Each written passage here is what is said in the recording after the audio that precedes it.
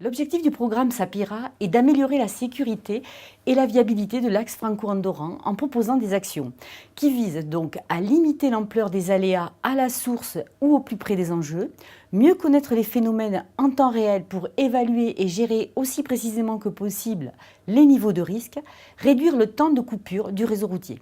Quel est le motif principal qui fait que la France intervienne dans ce projet ?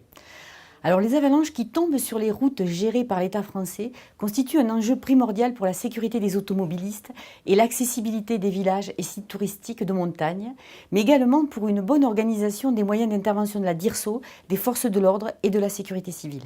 Je vais vous présenter les bénéfices que pourront obtenir les Ariégeois de ce projet.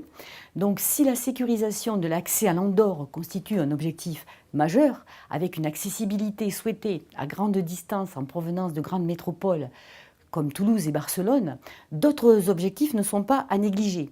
Et en particulier la recherche d'une fluidité dans les échanges entre l'Ariège et les Pyrénées-Orientales, ainsi que l'accessibilité aux stations de ski de Cerdagne et Cap-Cyr. À quelles limitations a été confronté le projet SAPIRA ?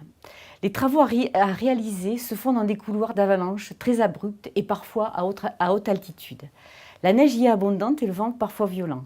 La période pour réaliser les travaux est donc très restreinte. Par exemple, pour le couloir H4, dans le secteur de l'Hospitalet, la neige fond fin mai et commence à tomber fin octobre, début novembre.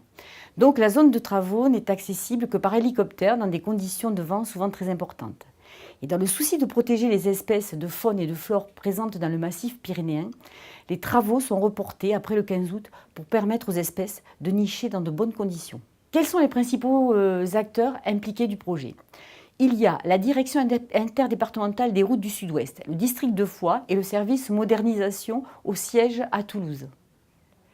Il y a le CEREMA, les préfectures de département, Ariège et Pyrénées-Orientales, et la préfecture de région Occitanie.